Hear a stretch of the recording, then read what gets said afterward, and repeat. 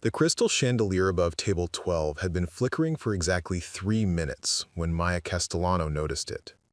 She stood near the kitchen's swinging doors, balancing a tray of empty champagne flutes against her hip, watching the light dance across the white tablecloth like nervous fingers. The entire dining room of Cygne Doré smelled of truffle oil and old money, that particular combination of earth and entitlement that had become as familiar to her as her own reflection over the past 18 months. It was a Thursday evening in late September, and the restaurant buzzed with the kind of controlled chaos that always preceded the weekend rush. Maya had learned to read the rhythm of this place the way a sailor reads the ocean, the clatter of plates from the kitchen, the murmur of conversation rising and falling like waves, the sharp click of General Manager Richard Pemberton's Italian leather shoes against the marble floor as he supervised his domain with the precision of a conductor leading an orchestra.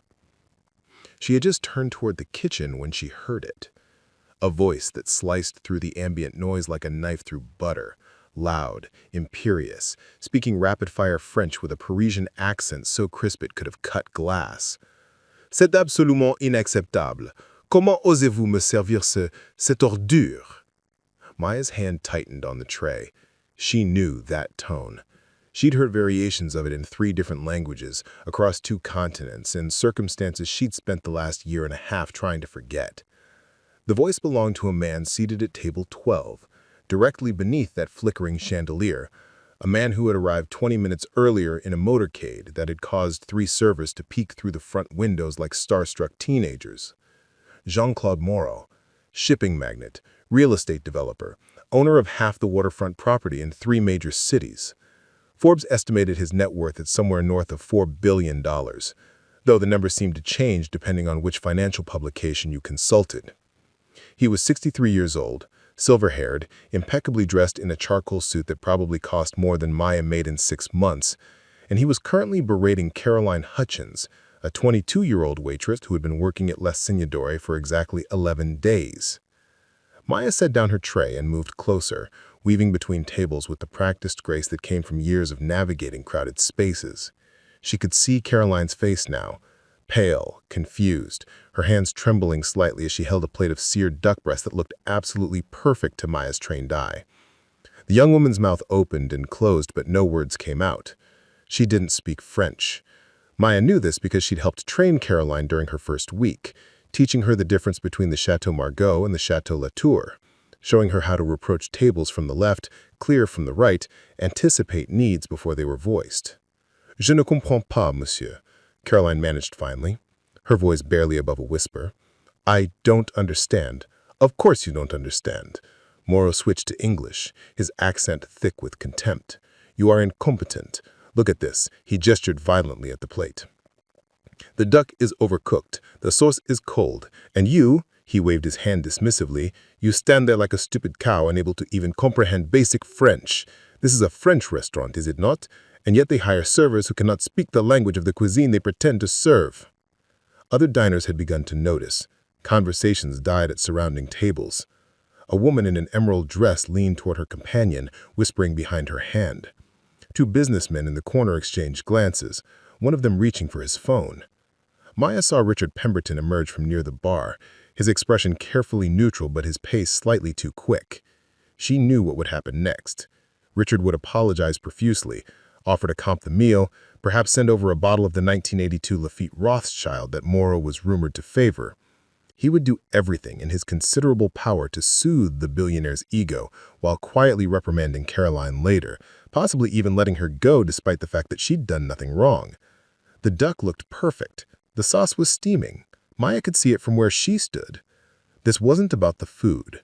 It never was, with men like Moreau. She thought of the gold locket she wore beneath her crisp white shirt, hidden against her skin where no one could see it. The locket that had belonged to her grandmother, Élise Beaumont, who had fled Paris in 1944 with nothing but a suitcase and a fierce determination to survive. Élise, who had taught Maya French from the cradle, filling their small apartment in Brooklyn with the sounds of her homeland, even as she built a new life thousands of miles away. Élise, who had died 3 years ago, whispering in Maya's ear, Ne laisse jamais personne te faire taire, ma chérie. Never let anyone silence you. Caroline's eyes were beginning to glisten with unshed tears. Her hands shook harder, making the plate rattle slightly. She was going to drop it, Maya realized, and then Moreau would have real ammunition, and Richard would have no choice but to fire her, and this young woman, who had moved to the city just 2 weeks ago from Iowa, who was putting herself through community college, who had confided to Maya that this job was the best opportunity she'd ever had, would lose everything because a billionaire needed to feel powerful at someone else's expense. Maya made a decision. She crossed the remaining distance to table 12 in 4 smooth strides, arriving just as Richard opened his mouth to begin his apology. She placed one hand gently on Caroline's shoulder, relieving her of the plate with practiced ease, and then turned to face Jean-Claude Moreau with a smile that didn't quite reach her eyes. When she spoke, her French was flawless, not the textbook precision of a language student, but the fluid, idiomatic eloquence of someone who had grown up speaking it, dreaming in it, thinking in it. Pardonnez-moi, Monsieur Moreau, mais je crois qu'il y a eu un malentendu. Cette jeune femme ne parle pas français, c'est vrai, mais permettez-moi de vous assurer que votre canard était préparé à la perfection selon les standards de notre chef, qui a étudié à l'Institut Paul Bocuse pendant 6 ans. La cuisson est précisément, Meriem Seignon, exactement comme indiqué sur le menu. La sauce est servie à 65 degrés Celsius, la température optimale pour en apprécier les nuances. Si vous trouvez cela inacceptable, ce n'est pas une question de compétence de notre part, mais plutôt une question de préférence personnelle, ce qui, bien sûr, est votre droit en tant que client. Cependant, hurler sur une jeune femme qui fait simplement son travail et le faire dans une langue qu'elle ne comprend pas précisément pour qu'elle se sente inférieure et humiliée, cela, monsieur, n'est pas une question de standard culinaire, c'est une question de caractère. The silence that followed was absolute. Even the kitchen noise seemed to have stopped, as if the entire restaurant was holding its breath. Maya watched Moreau's face cycle through several expressions in rapid succession, surprise, confusion, and then something darker. Anger, certainly, but also a flicker of something else. Recognition, perhaps, or calculation. Richard Pemberton stood frozen, his mouth still slightly open, looking between Maya and Moreau as if watching a tennis match played with live grenades. Moreau leaned back in his chair, his fingers steepled beneath his chin. When he spoke, his voice was quieter, but somehow more dangerous for it. And who, precisely, are you to speak to me this way? Maya set the plate down in front of him with gentle precision, each movement deliberate and controlled. I'm Maya Castellano, sir. I've been working here for 18 months. I'm the senior server on the floor tonight, and I'm responsible for training new staff members like Caroline. When you berate them, you berate me. When you question their competence, you question mine. I see. Moreau's eyes narrowed. And you believe that speaking French gives you the right to lecture me about character? No, sir. Speaking French simply allows me to tell you in your own language and with complete clarity that your behavior is unacceptable. You don't get to make people feel small just because you can afford to eat here. A woman at the next table gasped audibly. Richard made a strangled sound that might have been her name. But Maya kept her eyes on Moreau, watching the way the chandelier light played across his face, seeing past the expensive suit and the cultivated authority to something else underneath. She'd learned to recognize that look during her previous life, the one she'd walked away from. It was the look of a man who wasn't used to being challenged and didn't quite know how to process it. The alarm on Maya's phone went off at 5:47 a.m., 13 minutes before she actually needed to wake up. She'd set it that way deliberately, a small buffer of time to lie in bed and remember who she was before the day demanded she become someone else. In those 13 minutes, wrapped in the thin comforter of her studio apartment in Washington Heights, she could be anyone, or no one. The choice was hers. This morning, like most mornings, she chose to be the granddaughter of Élise Beaumont. She reached for the locket around her neck, clicking it open with her thumbnail to reveal the tiny photograph inside. Élise at 25, standing in front of the Eiffel Tower in a white dress, her dark hair pinned back, her smile radiating a confidence that Maya had spent the last 18 months trying to reclaim. The photograph was faded now, the edges worn soft from decades of handling, but Maya could still see the resemblance between them, the same high cheekbones, the same slight upward tilt at the corners of the mouth, the same dark eyes that seemed to hold secrets. "Bonjour, grand-mère," she whispered, as she did every morning. "Je pense à toi." Her apartment was small, a single room that served as bedroom, living room, and dining room, with a kitchenette tucked into one corner and a bathroom barely large enough to turn around in. The rent was $1,850 a month, which ate up most of her paycheck from Cygne Doré, even with the tips that could sometimes push her monthly take-home close to $4,000 during good months. But it was hers. She'd signed the lease herself, using her own name, her own credit history that she'd painstakingly rebuilt over the past year and a half. No one else's signature on the paperwork, no one else's permission required. That mattered more than the square footage. She made coffee in the French press her grandmother had left her, one of the few possessions she'd taken when she'd walked away from her old life. The ritual of heating the water to exactly 96 degrees Celsius, measuring out precisely 28 grams of coffee beans, setting the timer for 4 minutes while the grounds steeped, it grounded her in a way that nothing else did. Her grandmother had taught her that precision and care could be their own form of meditation, their own form of resistance against chaos. While the coffee steeped, Maya did her morning stretches, a routine she'd developed out of necessity rather than preference. Standing for 8 to 10 hours a day, walking an average of 6 miles per shift according to the step counter on her phone, carrying trays that could weigh up to 15 pounds, it all took a toll on a body, even one as resilient as hers. She'd learned that the hard way during her first month at Cygne Doré, when she'd woken up one morning barely able to walk because her lower back had seized up entirely. She pressed the plunger down on the French press and poured the coffee into a ceramic mug, white with a small chip on the rim, purchased for $2 at a thrift store on Amsterdam Avenue. As she sipped, she looked out her single window at the slice of city visible between the buildings across the street. Early morning light caught the edges of fire escapes and window frames, turning everything golden for just a moment before the day's gray settled in.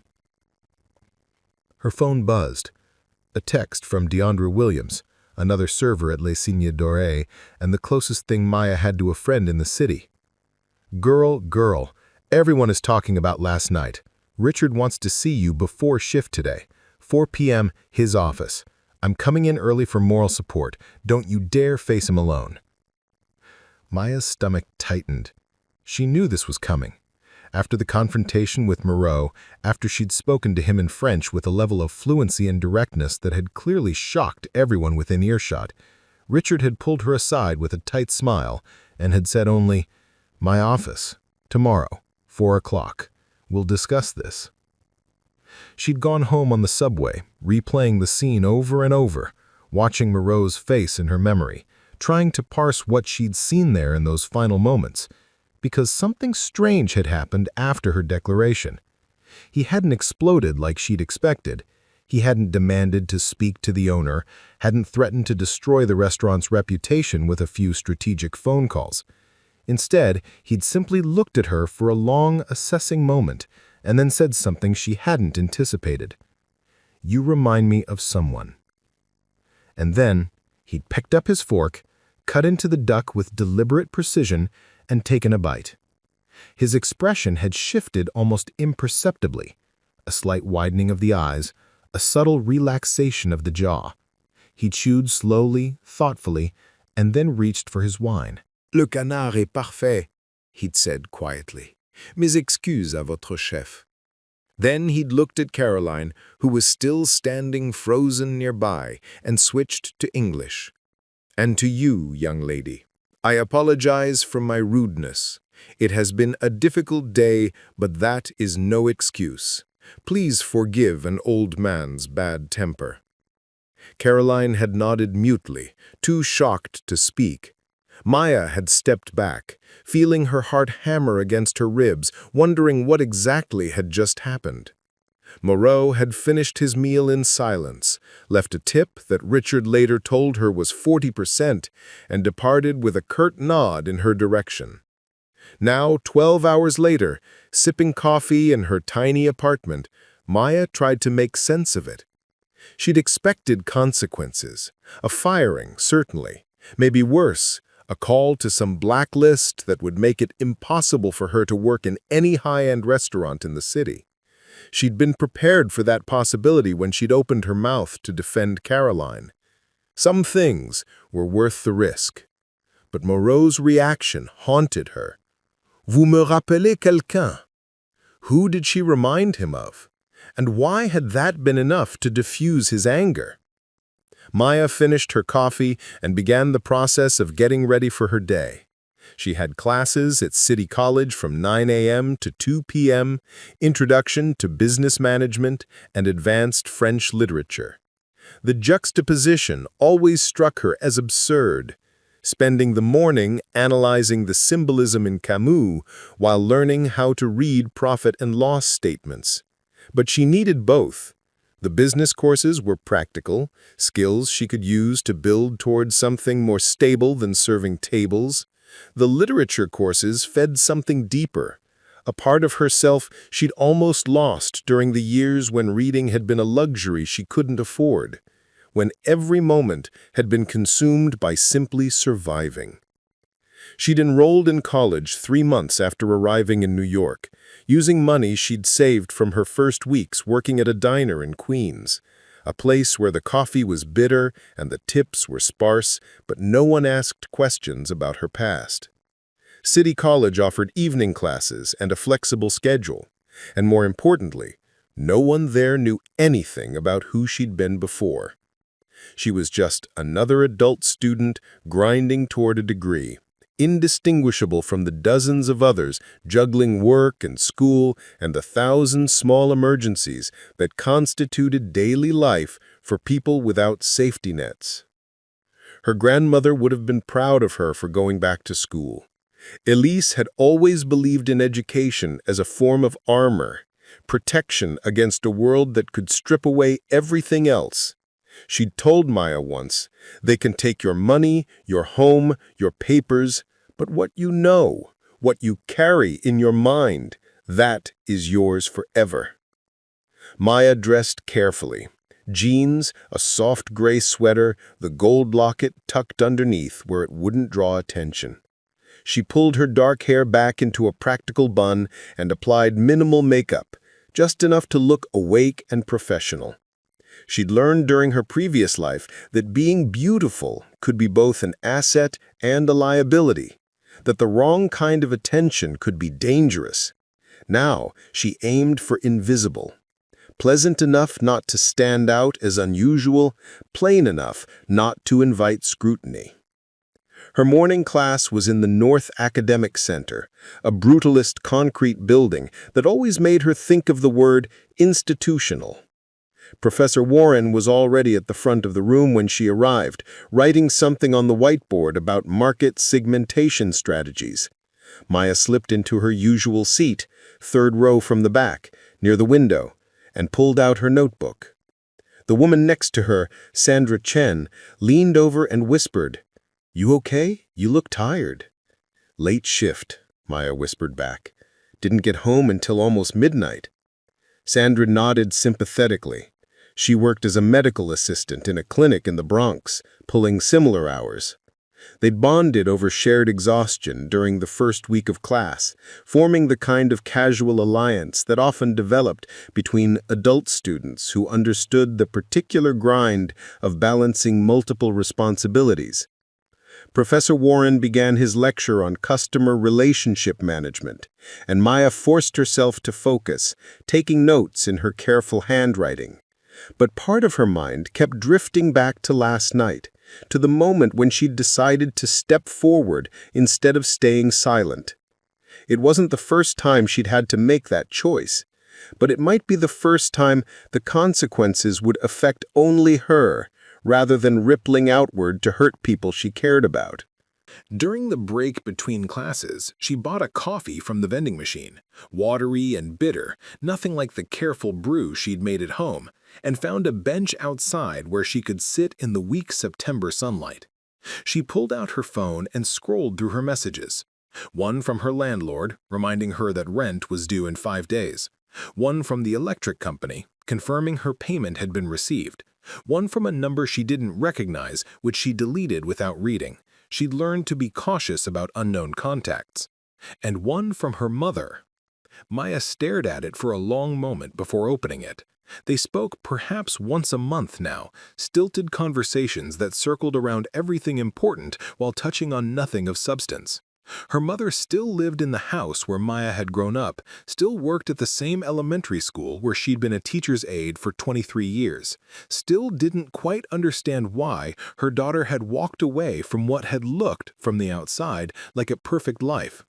"Hope you're doing well, sweetheart. Your father's birthday is coming up next month. Would be nice if you could come visit. Love you." Maya closed the message without responding. She'd answer later when she had the emotional energy to craft a reply that would be kind without being dishonest, that would maintain the fragile connection without inviting questions she couldn't answer. Her father's birthday. She hadn't seen him in almost 2 years, hadn't sat across from him at the dinner table since the night she'd told him she was leaving. He'd been disappointed but not surprised. Her father had always been able to read her better than anyone else and had recognized the trapped look in her eyes even when she'd tried to hide it. "You do what you need to do," he'd said simply, "and don't let anyone make you feel guilty for it." She wondered sometimes if he knew the whole truth, if her mother had told him the parts that Maya had confided late one night, crying in her childhood bedroom while her mother held her and promised that everything would be okay, or if he'd simply understood that some things didn't need to be spoken aloud to be known. Her second class was French literature with Professor Dubois, a tiny woman in her 70s who had emigrated from Lyon in the 1980s and still spoke English with an accent so thick it sometimes verged on incomprehensible. Today they were discussing Albert Camus' L'étranger, a book Maya had first read in high school and had found profoundly unsettling. She'd never understood Meursault's detachment, his seeming inability to feel things the way other people did. Now, reading it again at 29, she found herself understanding him better than she wanted to. Meursault ne pleure pas aux funérailles de sa mère. Why not? What does Camus want us to understand about this character through this absence of grief?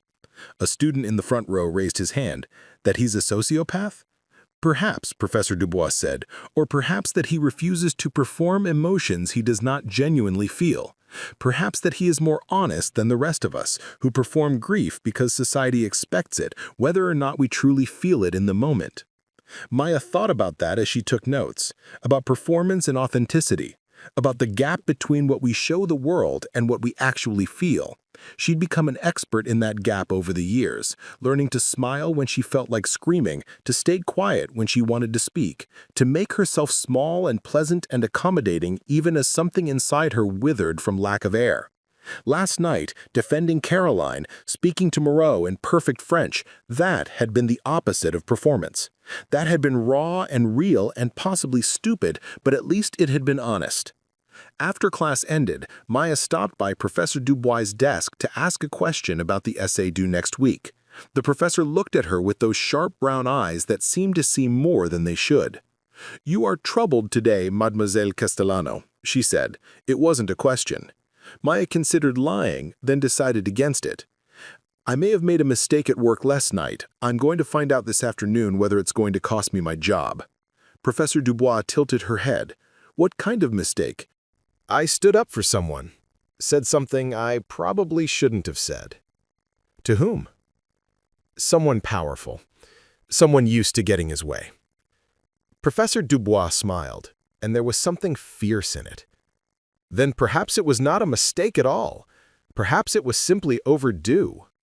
She paused, then added, Camus wrote, "The only way to deal with an unfree world is to become so absolutely free that your very existence is an act of rebellion. You understand?" Maya nodded slowly. "I think so." "Good. Then go to this meeting. Accept the consequences if they come, but do not apologize for being free."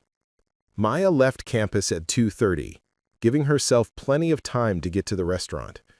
The subway was crowded with the afternoon rush, students heading home, office workers ending early shifts, tourists consulting maps on their phones. She stood near the doors, swaying with the rhythm of the train, watching the stations flash by. At 42nd Street, a woman with 2 small children got on, struggling with a stroller and grocery bags. Maya stood automatically, offering her seat. The woman smiled gratefully, and one of the children, a girl maybe 4 years old, stared at Maya with solemn, dark eyes. Maya smiled at her, and the girl smiled back, gap-toothed and shy. Something in Maya's chest loosened slightly. These small moments of connection, however brief, they reminded her why she'd left, why she'd chosen difficulty and uncertainty over comfort and suffocation. They reminded her that she was still capable of being a person who noticed other people, who cared about strangers, who could make a child smile just by acknowledging her existence. She arrived at Cygne Doré at 3:45, using the staff entrance in the alley behind the building. The kitchen was already in full swing, prep cooks chopping vegetables with rhythmic precision, sous chefs calling out orders, the smell of butter and garlic and fresh bread filling the air. She greeted Miguel, the line cook who always saved her extra bread when she worked doubles, and Elena, the pastry chef who sometimes brought in cookies for the staff. Deandra was waiting for her in the break room, a tiny space with lockers and a few folding chairs that smelled perpetually of coffee and industrial cleaner. "There she is," Deandra said, standing up to give Maya a quick hug. "The woman who made Jean-Claude Moreau apologize. I still can't believe it." "I'm not sure I can either," Maya admitted. "How bad is it? What are people saying?" Deandra grinned. "Are you kidding? You're a legend. Half the staff wants to buy you drinks. The other half thinks you're insane, but even they're impressed. Caroline cried for like 20 minutes after you left. Happy tears, I mean. She kept saying you saved her.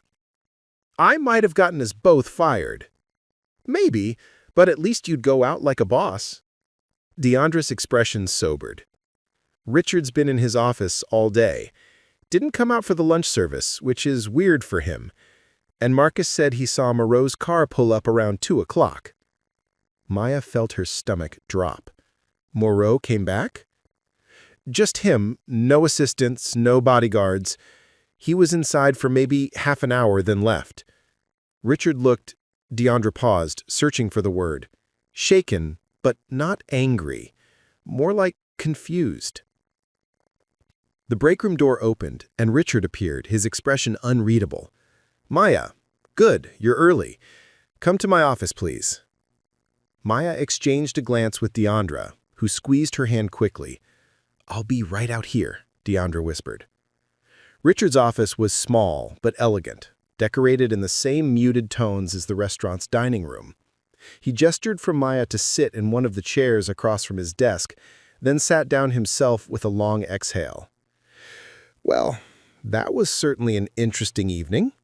Maya kept her expression neutral, her hands folded in her lap. "I apologize if my actions caused problems for the restaurant." "That's just it," Richard said, leaning back in his chair. "I'm not entirely sure they did." He pulled out a business card from his desk drawer and slid it across to her. "Jean-Claude Moreau came by this afternoon. He left this for you." Maya picked up the card. Heavy stock, embossed lettering. Just a name, a phone number, and an email address. No title, no company name. On the back, written in elegant script, Call me.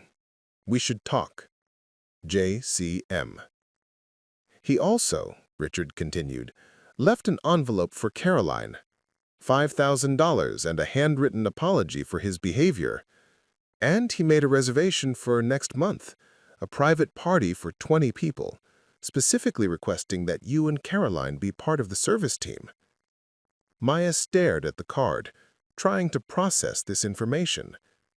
I don't understand. That's just it, Richard said, dryly. I'm not entirely sure they did. But here's what I do understand. Jean-Claude Moreau is one of the most powerful men in this city. He could destroy this restaurant with a single bad review. Instead, he's given us what amounts to an endorsement. So whatever you said to him, however you said it, it worked. I told him his behavior was unacceptable. In French, fluent French, from what I'm told. Where did you learn to speak like that? Maya hesitated. This was dangerous territory, questions that led to other questions that she didn't want to answer. My grandmother was French. I grew up speaking it.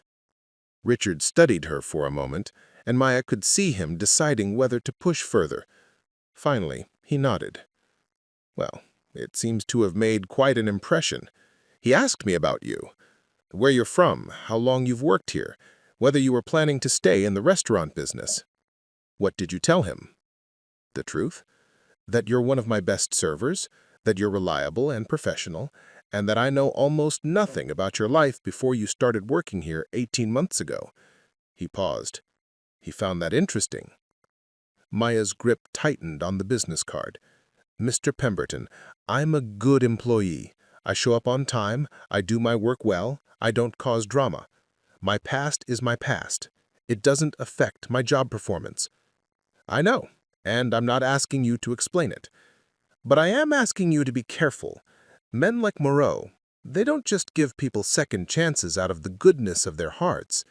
If he's taking an interest in you, there's a reason. Just be aware of that. I will. Good. Richard stood, signaling that the meeting was over. You're not fired, obviously. In fact, you're getting a raise, 50 cents an hour, effective immediately. Consider it hazard pay for dealing with difficult customers. Though I'd prefer you find ways to handle them that don't involve public confrontations and multiple languages. Maya stood too, tucking the business card into her pocket. I'll do my best. As she left the office, she found Deandra waiting exactly where she'd promised to be. Her friend took one look at her face and said, Well? I'm not fired. I got a raise, and Moreau gave Caroline $5,000. Deandra's eyes widened. What the hell happened in there last night? Did you cast some kind of spell on him? Maya laughed, though it came out shaky. I have no idea, but I think I'm about to find out. Maya didn't call the number on Jean-Claude Moreau's business card. Not that day, or the next, or the week after that. She carried it in her wallet, tucked behind her driver's license, where she'd see it every time she paid for coffee or showed ID at the liquor store. But she couldn't bring herself to dial those digits.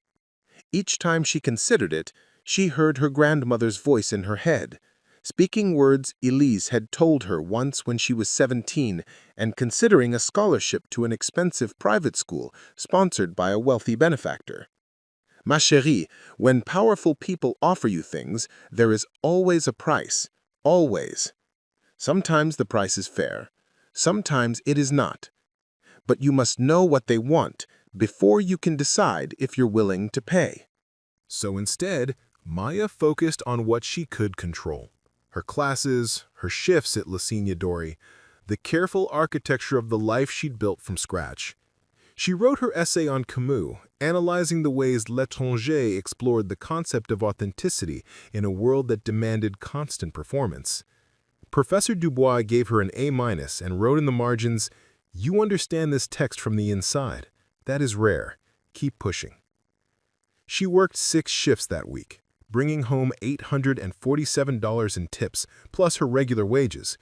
She paid her rent 3 days early, bought groceries at the discount market on 181st Street, and allowed herself one small luxury: a used copy of Annie Ernaux's The Years from the bookstore near campus. She read it on the subway, on her breaks, in the 13 minutes between her alarm and when she actually had to get up. The book was about a woman's life across decades, about memory and identity, and the way history shapes us even when we think we're free of it. Maya saw herself in those pages more than she wanted to admit. But the encounter with Moreau had shifted something in the restaurant's ecosystem, and Maya couldn't ignore the ripples spreading outward from that night. Caroline followed her around like a devoted puppy now, asking for advice on everything from how to remember wine pairings to whether she should go back to school for a degree in hospitality management. Other servers treated Maya with a new deference, not unfriendly but careful, as if she'd revealed herself to be something other than what they'd assumed. Even the kitchen staff behaved differently around her. Chef Laurent, a temperamental artist who normally acknowledged servers only when absolutely necessary, started asking him her opinion on dishes. "The quail," he'd say, gesturing at a perfectly plated bird. "Too much reduction on the sauce, or is it balanced?" And Maya would taste, consider, and give him honest feedback, watching his eyes light up when she identified exactly the note he'd been trying to achieve. "You have a sophisticated palate," he told her one night, after she described the flavor profile of his new lobster preparation in terms that made him laugh with delight. "You should be cooking, not serving." "Different skills," Maya had replied. "I'm good at anticipating what people need.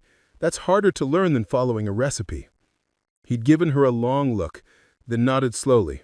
"Perhaps, but still, a waste, I think." The first real complication came 2 weeks after the incident, on a Friday night when the restaurant was fully booked and operating at maximum capacity. Maya was managing a section of 6 tables, a party of 4 celebrating an anniversary, 2 business dinners, and a couple on what was obviously a first date based on their nervous energy and constant phone checking. She'd just delivered the appetizers to the anniversary table when Richard appeared at her elbow, his expression tense. "Table 14, he said quietly. "VIP. Just sat down. I need you to handle them personally." Maya glanced across the dining room to where table 14 sat in a corner alcove, one of the most private and expensive spots in the restaurant.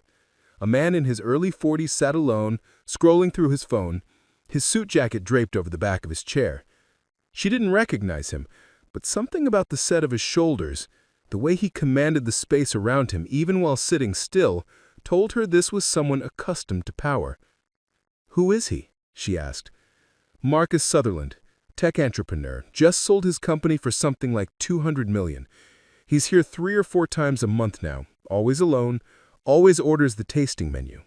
Richard paused. "And he's been asking about you, specifically." "Asking what?" "Whether you'd be serving tonight, whether you speak other languages besides French, whether you're—" Richard hesitated, clearly uncomfortable. "Available." "Available for what?" He didn't specify, but his tone was clear enough. Richard's jaw tightened. "Look, I can assign him to someone else. Deandra can take the table, but he specifically requested you, and he's a significant customer. I need you to tell me honestly, are you comfortable handling this?" Maya thought about her grandmother, about the business card in her wallet, about the careful walls she'd built around herself. Then she thought about Caroline, trembling and confused, while Moreau shouted at her in a language she didn't understand, about the power dynamics that played out every night in places like this, invisible to most people, but crystal clear to those who knew how to look. "I'll take it," she said. "But if he crosses a line, I'm walking away." "Agreed. I'll be watching.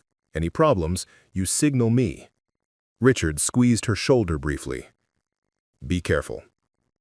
Maya approached table 14 with her professional smile in place, her posture relaxed but alert. Marcus Sutherland looked up from his phone as she arrived, and she saw the moment his gaze traveled over her, assessing, calculating, pricing her the way one might price a piece of art in a gallery. Good evening, Mr. Sutherland. Welcome back to Cygne Doré. I understand you'd like the tasting menu this evening? Maya, he said, her name coming out almost like a sigh. I've been hoping to see you again. Heard quite a story about you putting Jean-Claude Moreau in his place. In French, no less. That's, impressive. She kept her expression neutral. I'm simply helped clarify a misunderstanding. Can I start you with a cocktail, or would you prefer to see the wine list? Wine. And your recommendation, not the sommelier's. I want to know what you think I should drink. He leaned back, clearly enjoying himself. I'm curious about your taste. Maya recognized the game. She'd played it before, in her previous life, though the stakes had been different then. The key was to refuse participation without appearing to refuse. The 2015 Chateau de Beaucastel would pair beautifully with the tasting menu. It's complex enough to stand up to the stronger dishes, but won't overwhelm the more delicate preparations, unless you prefer something bolder. That sounds perfect. And Maya? He waited until she met his eyes. Jean-Claude told me about you. Said you were unusual. He was right. I'm just a server, Mr. Sutherland. Will there be anything else? Actually, yes. He pulled out his phone, tapped something, and showed her the screen. It was a job posting. Executive assistant to the CEO, his company. Salary starting at $120,000 plus benefits. I'm building a new venture. I need someone smart, multilingual, able to handle high-pressure situations with difficult people. Someone exactly like you. Interested? Maya's heart was pounding, but she kept her voice steady. That's very generous, but I'm not looking for a new position. I'll get your wine. She walked away before he could respond, her hands trembling slightly as she headed for the wine cellar. Deandra intercepted her near the kitchen. You okay? You look pale. Fine, just need to grab a bottle. Maya forced herself to breathe slowly. He offered me a job. The tech guy? Doing what? Executive assistant. 6 figures. Deandra's eyes went wide. Holy shit! Are you going to take it? No. Why not? Maya, that's life-changing money. Because men like that don't offer jobs like that without expecting something in return that isn't in the job description. I've seen this movie before. I know how it ends. She returned to table 14, presented the wine, opened it with practiced efficiency, and poured a taste for Sutherland's approval. He swirled it, sniffed, sipped, and nodded. Excellent choice. See, you do have sophisticated taste. Think about the job offer. I'm serious. A woman with your skills shouldn't be wasting them serving tables. I don't consider it a waste, Maya said quietly. I consider it honest work that I'm good at. Now, shall I bring out your first course? The rest of the service passed in a blur of carefully maintained professionalism. Sutherland didn't push again, but his eyes followed her whenever she came to the table, and when he left, he slipped a business card into her hand, along with the tip that was exactly 40%, the same percentage Moreau had left. Maya stared at the card after he'd gone, seeing the pattern now. The business card from Moreau, the $5,000 gift to Caroline, the reservation for 20 people, and now this, Sutherland, another powerful man, appearing in her section, making offers that seemed too good to be true. She found Richard near the bar. Did Moreau recommend me to Sutherland? Richard looked uncomfortable. I don't know the details, but Sutherland mentioned that a mutual friend had spoken highly of you. I assumed he meant Moreau. What's happening? Why are these men suddenly so interested in me? I don't know, Maya, but if I were you, I'd be very, very careful. That night, Maya took the subway home later than usual, the train nearly empty at 1 in the morning. She sat with both business cards in her hands, Moreau's elegant simplicity, Sutherland's embossed corporate branding, and tried to make sense of the puzzle they represented. Her phone buzzed. A text from an unknown number. Ms. Castellano, this is Jean-Claude Moreau. I apologize for the directness, but time is valuable. I have a proposition for you that has nothing to do with Marcus Sutherland's job offer, which you should decline. He's not a good man, and I say this as someone who does business with him. I would like to meet with you, at a time and place of your choosing, to discuss an opportunity that I believe will interest you. No obligations, no pressure, simply a conversation. If you're curious, call the number on my card. If not, I will respect your decision, and you will not hear from me again. JCM. Maya read the message 3 times, parsing every word for hidden meaning. The warning about Sutherland was interesting. An olive branch or a manipulation? The promise of no pressure rang hollow, given that he'd clearly orchestrated Sutherland's approach to prove some kind of point. But the offer to meet on her terms, at her choice of location, that was different. That suggested at least a veneer of respect. She thought about it for 3 subway stops, watching the darkness of the tunnel flash past the windows, seeing her own reflection superimposed on the black. Finally, she typed a response. Café Sabarsky, at the Neuilly Galerie. Tuesday, 10 a.m. 1 hour, no more. If you're late, I leave. The response came back almost immediately. I will be there at 9:50 a.m. Thank you for the chance to explain. The second complication arrived on Monday morning, in the form of Professor Dubois asking Maya to stay after class. I have been asked to recommend a student for a special program, the professor said, settling into her chair with the careful movements of someone whose bones ached in the morning. A semester abroad in Paris, fully funded, including housing and a small stipend for expenses. The program is aimed at adult learners who show exceptional promise in French language and literature. I am recommending you. Maya felt the floor tilt beneath her. Professor, I can't. I have a job. I have rent. The program includes a work-study component. You would spend mornings in seminars at the Sorbonne and afternoons working in a cultural institution, a museum, a library, perhaps even the Bibliothèque Nationale. The stipend would cover your basic expenses, and your apartment here, you could sublet it, yes? I don't understand. Why me? Professor Dubois smiled.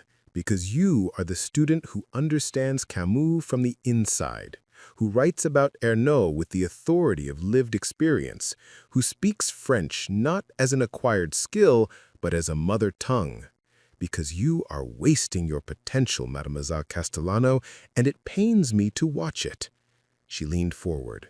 I do not know what you are running from or hiding from, but I know talent when I see it, and I know when someone is capable of more than they are allowing themselves to reach for. So I ask you, are you going to spend the rest of your life serving other people's dreams, or are you going to pursue your own?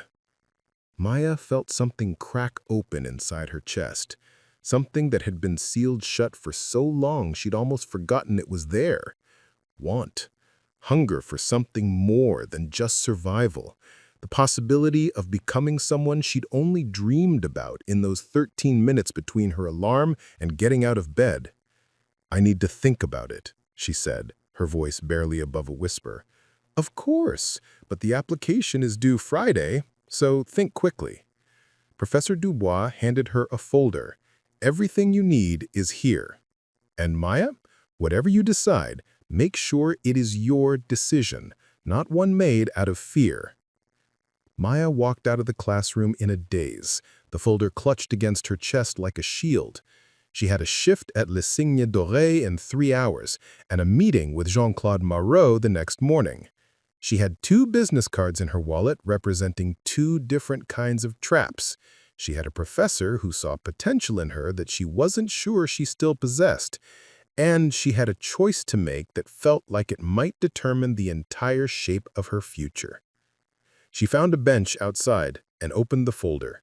The program description was in both English and French, beautifully designed with photographs of the Sorbonne's ancient buildings and Paris's tree-lined boulevards. The requirements were straightforward: fluency in French, demonstrated excellence in literature courses, a personal essay explaining why she wanted to participate, and 2 letters of recommendation. One of those letters would come from Professor Dubois. The other— Maya pulled out her phone and stared at the message from Moreau.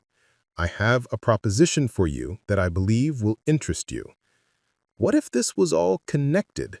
What if Moreau's interest in her, Sutherland's job offer, Professor Dubois' recommendation, what if they were all pieces of the same puzzle? Or what if she was being paranoid, seeing patterns where none existed, letting the trauma of her past make her suspicious of every kindness, every opportunity?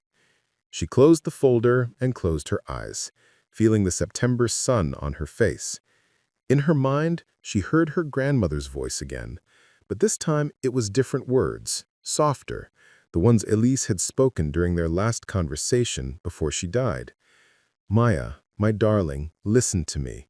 You have spent so much of your life being afraid of making mistakes, afraid of disappointing people, afraid of wanting too much. But fear is not safety. Sometimes the most dangerous thing you can do is play it safe. Sometimes you have to jump and trust that you will either fly or learn to land." Maya opened her eyes and pulled out the business card Jean-Claude Moreau had given her. She stared at it for a long moment, then dialed the number. He answered on the second ring. "Ms. Castellano, I'm pleased you called. Tomorrow, Café Sabarsky, 10 a.m. And Mr. Moreau, I am going to ask you some very direct questions, and I expect very direct answers. If I don't get them, I walk. Understood?" There was a pause, and then she heard something that might have been approval in his voice. "Understood. I will see you tomorrow." Maya hung up and sat very still, wondering what she'd just set in motion. That evening's shift at Cygne Doré was busy enough to keep her mind occupied. She served a table of 8 celebrating a promotion, a couple marking their 50th wedding anniversary, and 3 separate business dinners where men in expensive suits talked too loudly about deals and acquisitions while barely touching their food. The routine of it was soothing, the familiar rhythm of taking orders, delivering plates, reading the subtle cues that told her when to check in and when to disappear. But during a quiet moment near the end of the night, while she was polishing wine glasses in the service station, Caroline approached her with an expression that was equal parts excited and terrified. "Maya, can I ask you something?" "Of course." "That money Mr. Moreau gave me, the $5,000, I've been thinking about what to do with it." Caroline twisted her hands together. "I could pay off my credit cards, which would be smart, or I could save it for emergencies. But there's this other thing I've been wanting to do for years, and I keep talking myself out of it because it seems irresponsible." "What is it?" "Culinary school. There's a program at the Institute of Culinary Education, 6 months, intensive, professional level. It cost about $15,000 total, but I have some savings, and with Mr. Moreau's money, I could actually make it work." She looked at Maya almost apologetically. "Is that stupid? Should I be more practical?" Maya set down the glass she'd been polishing and turned to face Caroline fully. "What do you want to do? Not what's smart, not what's practical. What do you actually want?" "I want to cook," she said immediately. "I've wanted to cook since I was 8 years old, helping my grandma make Christmas dinner. But everyone said it was too hard, too competitive, that I should get a business degree or do something stable. So I convinced myself they were right. But then Mr. Moreau left me that money, and he wrote this note with it, and it said—" She pulled out a folded piece of paper from her apron pocket. It said, "Young lady, I was cruel to you out of my own frustration with life, and I am sorry. You deserve better than cruel old men taking out their disappointments on you. Use this money for something that makes you brave. And I keep thinking, going to culinary school would make me brave. Maya felt something shift in her chest. A weight she hadn't known she was carrying suddenly becoming lighter. Here was Caroline, 22 years old, holding a piece of paper with advice from a billionaire who'd screamed at her 2 weeks ago, trying to decide whether to be practical or brave. And Maya was 29, holding a folder about Paris and 2 business cards from powerful men, facing the exact same choice. Do it. Go to culinary school. Be brave. The world has enough people being practical. Caroline's face lit up. Really? You think I should? I think if you don't, you'll spend the rest of your life wondering what if.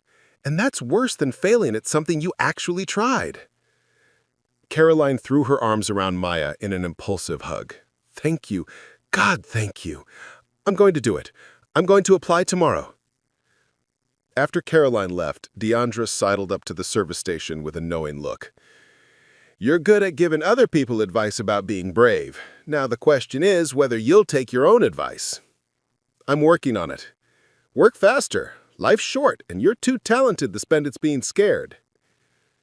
Maya went home that night and pulled out the Paris program folder again. She read through the entire thing carefully, examining every detail, every requirement, every possibility. The program started in January and ran through May.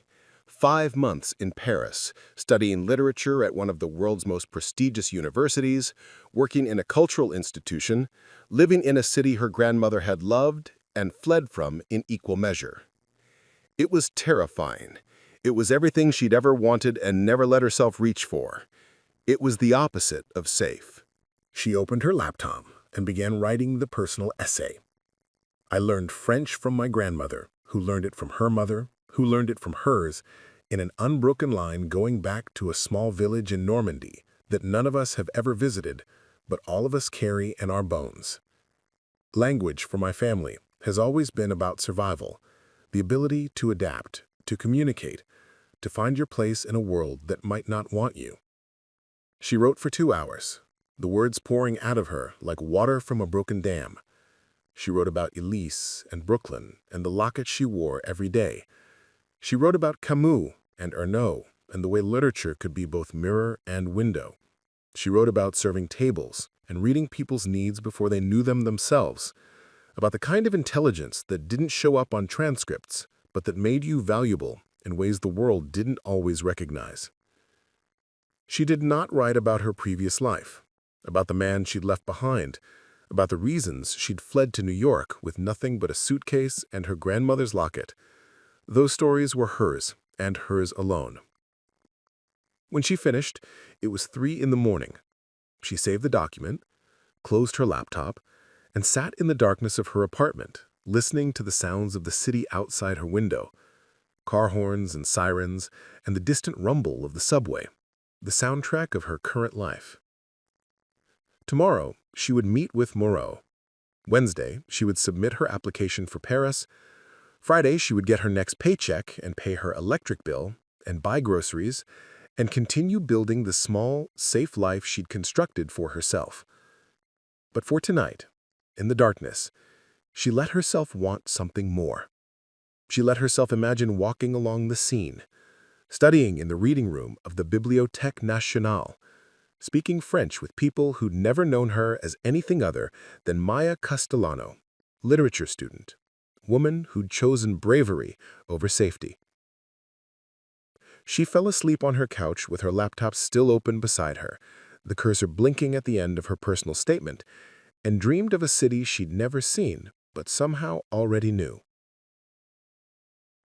Tuesday morning arrived cold and gray, the first real hint of autumn settling over the city like a held breath.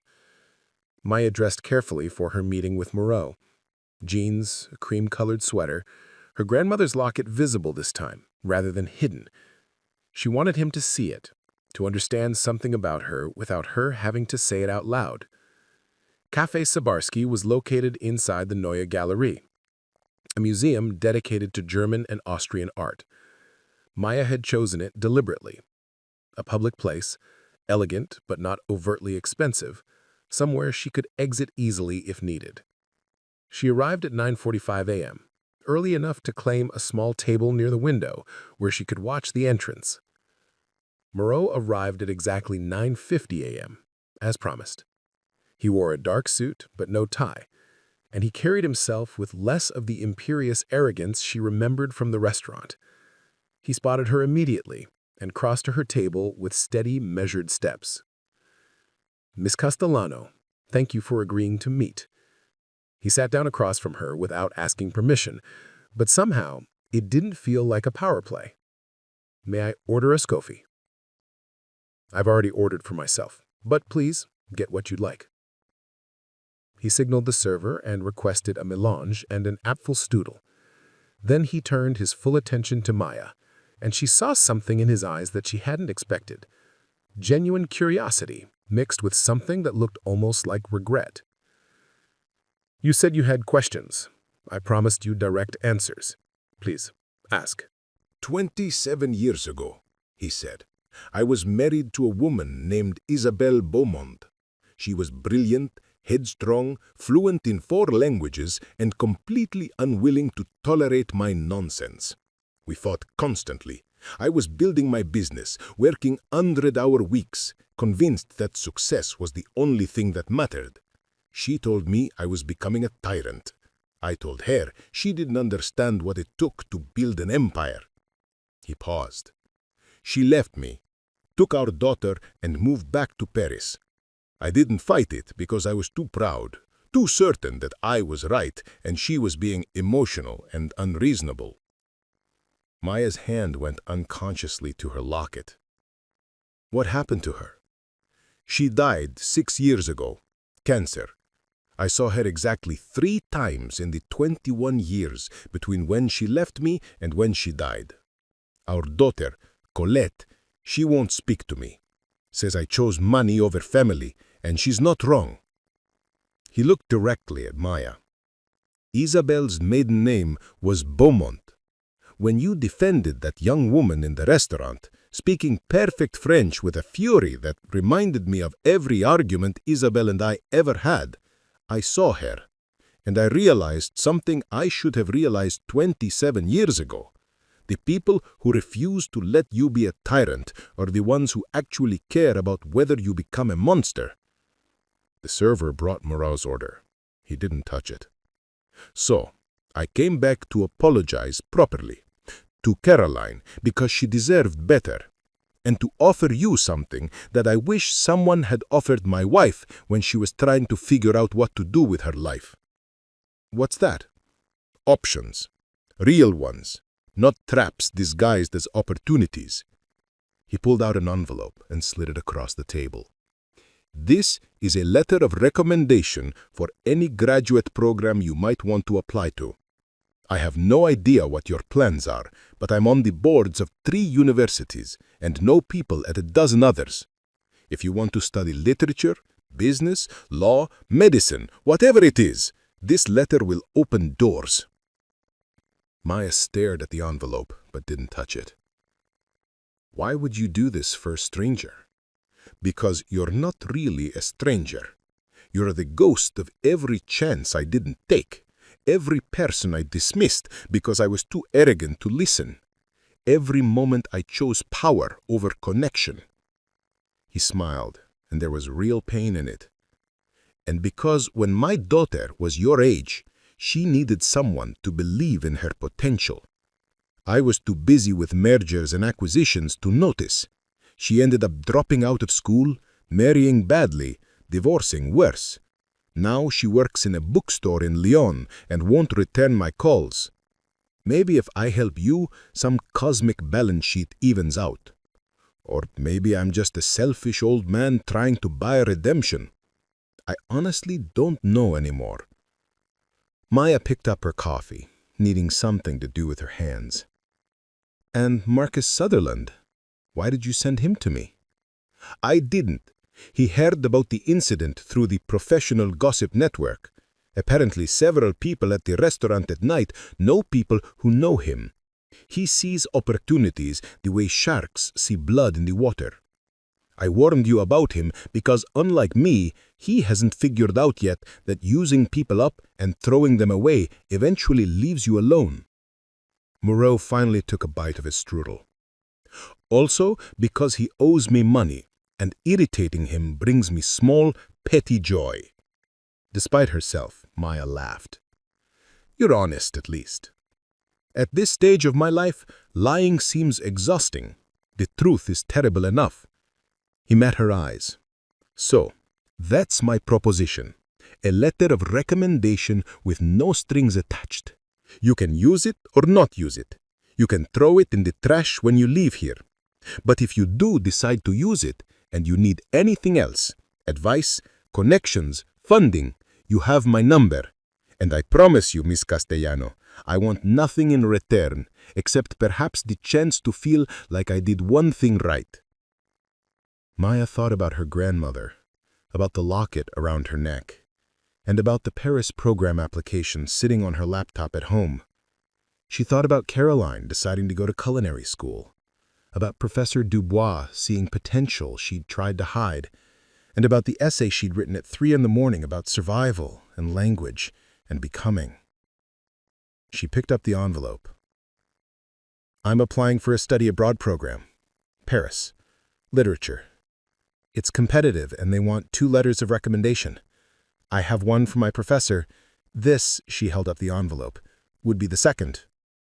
Moreau's expression shifted into something that might have been hope. Paris. Isabelle would have liked that. She always said the city was magic for people who were trying to find themselves. He pulled out a pen and a small notebook. "Give me the details. I'll make some calls. Do you need help with funding, housing?" "No. The program covers that. I just need—" Maya hesitated, then decided to trust the instinct that had made her defend Caroline, that had made her write that essay, that had made her call Moreau in the first place. "I need to believe that I deserve to take up space in the world, that wanting something for myself isn't selfish, that I can be brave without being reckless." "You can," Moreau said firmly, "and you should. And if anyone tells you otherwise, you send them to me, and I will yell at them in French until they apologize." Maya smiled. "Is that your new strategy for everything?" "It seems to have worked once. I'm willing to experiment." He stood, leaving cash on the table for his order. "I meant what I said. No strings, no obligations. But I hope you'll let me know if you get in. I'd like to know that Isabelle's ghost can stop haunting me quite so loudly." He left, and Maya sat alone with her coffee and the envelope, watching the museum visitors pass by the window. Tourists consulting maps, students sketching in notebooks, elderly couples walking arm in arm. People living their lives, making choices, taking chances. She opened the envelope and read the letter. It was extraordinary, specific enough to seem personal, glowing enough to make her sound like someone worth taking a risk on, written with the kind of authority that could only come from someone who'd built empires and understood how the world really worked. She tucked it carefully into her bag, finished her coffee, and took the subway back to her apartment. She had a shift at 4 p.m., but before that, she had something to do. She opened her laptop, attached both letters of recommendation to her Paris program application, read through her personal essay one final time, and hit submit. The confirmation email arrived 30 seconds later. "Thank you for your application to the Paris Literature and Culture Semester Abroad program. Application decisions will be sent via email by November 15th. We wish you the best of luck." Maya stared at the screen, her heart pounding. She'd done it. She'd actually done it. Jumped without knowing if she would fly or crash. Her phone buzzed. A text from Deandra. "Working tonight? Need to tell you something important." Maya responded. "Yes, in at 4. What's up?" "Tell you in person. It's about Richard and the restaurant, and you need to hear this before your shift." Maya felt a chill run through her. She texted back, "Meet me at 3:30, coffee place around the corner." See you there.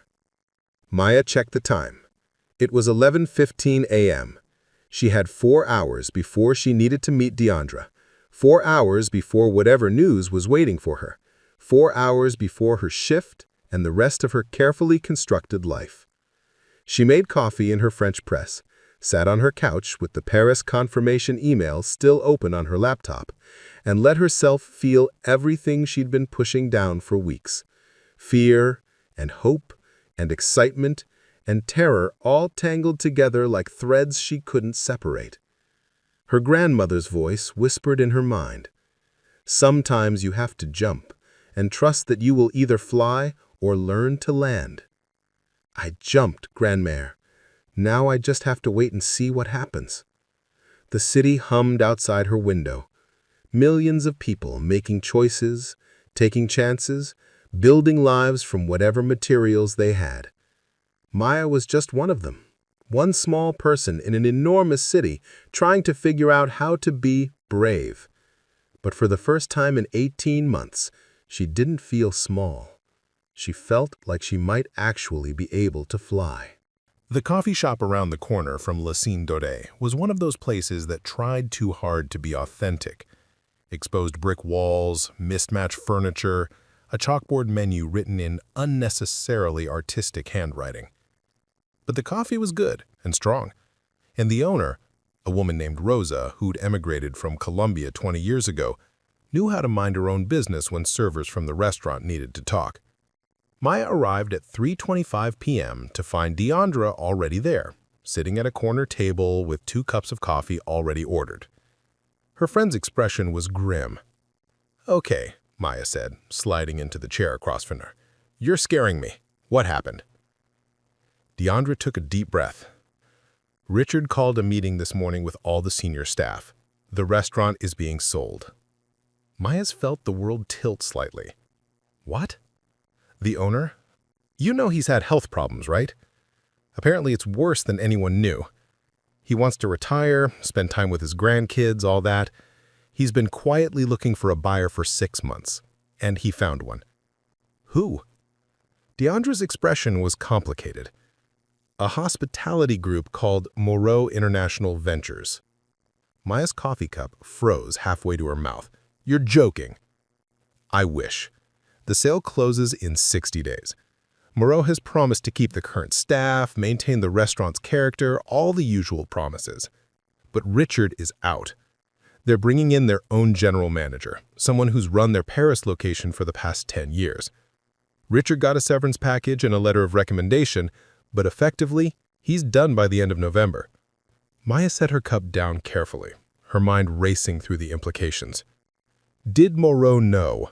When he came to the restaurant that night, did he already know he was buying the place?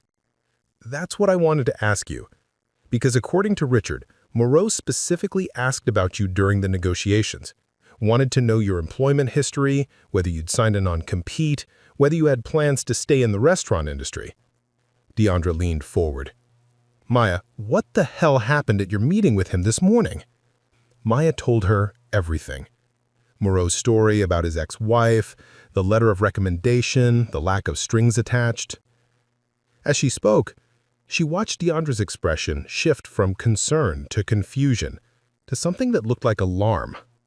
"So let me get this straight," Deandra said when Maya finished. "This billionaire, who turns out to be buying the restaurant where you work, met with you this morning to give you a letter of recommendation for a study abroad program that would take you away from the restaurant for 5 months? Does that make any sense to you?" When you put it like that, no. Because it sounds to me like he's either trying to help you avoid whatever's coming, or he's making sure you're not around for it. Deandra drummed her fingers on the table. Or both. Maya thought about Moreau's face when he talked about his ex-wife, about the daughter who wouldn't speak to him, about cosmic balance sheets and redemption. Had it all been performance? A way to manipulate her into trusting him? Into removing herself from a situation he was about to control? "There's more," Deandra said. "The new general manager they're bringing in, her name is Colette Moreau-Ichamp. Sound familiar?" "His daughter." "Bingo. Apparently, she's been working in the Paris location for 8 years, turning it into one of the most profitable restaurants in the group. And word is, she's nothing like her father. Very hands-on, very particular about staff, and very willing to make changes if things aren't running to her standards. So everyone could be out of a job in 60 days? Or we could all be fine. Richard genuinely doesn't know, but he wanted us to be aware, to start thinking about backup plans, to update our resumes just in case. DeAndre reached across the table and grabbed Maya's hand. Which is why I'm glad you applied for that Paris program, because even if this all works out, you're too smart to be serving tables forever, and we both know it. Maya squeezed her friend's hand, feeling the weight of too many revelations in too short a time. I need to talk to Moreau again. This doesn't make sense. Be careful. Rich men don't usually buy restaurants and give away recommendations out of the goodness of their hearts. There's an angle here we're not seeing. They finished their coffee and walked to Cygne Doré together. The restaurant was already bustling with pre-dinner preparations, tablecloths being smoothed, silverware being polished, the kitchen staff running through their mise en place. Everything looked the same as it had yesterday. But now Maya saw it differently. Temporary, uncertain, possibly ending. Richard found her in the break room as she was tying her apron. "Maya, a word." They stepped into his office, the same space where he'd told her about Moreau's gift to Caroline 3 weeks ago. Now, knowing he'd be gone by the end of November, the room felt different, less authoritative, more melancholy. "I assume Deandra told you." "About the sale?" "Yes." "I want you to know that I put in a good word for you with the incoming management team. You're one of our strongest servers, and I made sure they understood that. I also want you to know that if things don't work out here, I'll write you a reference letter for anywhere you want to work. You deserve better than uncertainty." "Thank you, Richard. That means a lot. There's something else." He pulled out a folder from his desk. "I received this today. It's from Colette Moreau Duchamp. She's planning to visit the restaurant next week, Wednesday evening, during normal service. She wants to observe the operation, meet the staff, get a sense of how we run things. And she specifically asked to meet you." Maya felt a chill. "Me specifically?"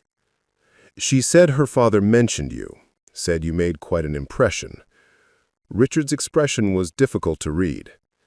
"Maya, I don't know what's going on between you and the Moreau family, but I need you to be careful. These are powerful people, and when powerful people take an interest in you, it's rarely simple." Maya worked through her Wednesday shift in a fog of anticipation and dread. Every time the dining room doors opened, she tensed, wondering if Colette Moreau Duchamp had arrived early. But the evening passed in its usual rhythm until 8:47 p.m., when Richard appeared at her station with a woman who looked nothing like her father. Colette was in her early 30s, petite, with her mother's dark hair pulled into a severe bun. She wore a charcoal suit and minimal jewelry, and her eyes, gray where her father's were blue, assessed the dining room with the precision of someone who missed nothing. "Maya Castellano," she said in accented English. "I've heard quite a lot about you." "All good things, I hope?" Maya replied carefully. "Interesting things." Colette's expression was unreadable. "Could we speak privately, perhaps after your shift?" 2 hours later, Maya sat across from Colette in the empty dining room, the lights dimmed, the tables reset for tomorrow. Colette had ordered tea, served by Miguel, who'd stayed late out of solidarity, and now she studied Maya with the same intensity her father had shown at Café Sabarsky. "My father is trying to buy his way back into my life. The restaurant, the recommendation letter he gave you, even warning you about Sutherland, it's all part of his latest campaign to prove he's changed. He thinks if he helps enough strangers, I'll somehow forgive him for abandoning my mother and me. Maya's hand went to her locket. I'm sorry, I didn't know I was part of... You're not really. Colette's expression softened slightly. The truth is, when he told me about you, about how you defended that young server, spoke to him in French with my mother's same fire, I was curious. I wanted to see for myself what kind of person could make my father feel guilty after 27 years of feeling nothing. And I think you remind him of what he lost. But that's his problem, not yours. Colette leaned forward. Here's what I want you to know. This restaurant will continue operating. Your job is safe. Richard is leaving, but I'm promoting Deandra to general manager. She's smart, loyal, and the staff respects her. And you, if you want to stay, you'll have a position when you return from Paris. You know about Paris? My father tells me everything now, whether I ask or not. It's exhausting. Colette allowed herself a small smile. But in this case, I'm glad he did. You should go, study, grow, become whatever you're meant to become. And if you want to come back to restaurants afterward, you'll have options. If not, you'll have my father's recommendation and my mother's city waiting for you. Why are you doing this? Because my mother used to say that the best revenge against powerful men who try to control everything is to help the women they touch become free. Colette stood, extending her hand. So go to Paris, Maya Castellano. Be brilliant. And when my father inevitably tries to take credit for your success, remember, you did this yourself. 3 months later, Maya stood in the arrivals hall of Charles de Gaulle Airport, her grandmother's locket warm against her chest. The acceptance email had arrived on November 15th, exactly as promised. The Paris program had offered her a full scholarship, a stipend, and a work-study position at the Bibliothèque Nationale. Caroline had started culinary school. Deandra was thriving as general manager. Richard had taken a position consulting for new restaurants. And Maya had given her landlord notice, sublet her apartment, and packed 2 suitcases with everything that mattered. Her phone buzzed. A text from Moreau. Safe travels. Isabel would be proud. And one from Colette. Welcome to my mother's city. Don't let the ghosts intimidate you. Maya smiled, shouldered her bag, and walked toward the exit. Outside, Paris waited. The city of her grandmother's stories, her own new beginning, the place where she would finally learn whether she could fly. She thought of Élise's words one final time. Never let anyone silence you. I won't, grand-mère. I promise. And she stepped out into the winter morning, ready to become whomever she was meant to become. Thank you for listening to Maya's story of courage, identity, and finding your voice when it matters most. If this tale of standing up to power, discovering hidden strengths, and taking brave leaps into the unknown resonated with you, please subscribe to our channel for more inspiring stories of ordinary people facing extraordinary choices. Hit that subscribe button and turn on notifications so you never miss our next story. We share new tales of courage, transformation, and the power of choosing authenticity over safety every week.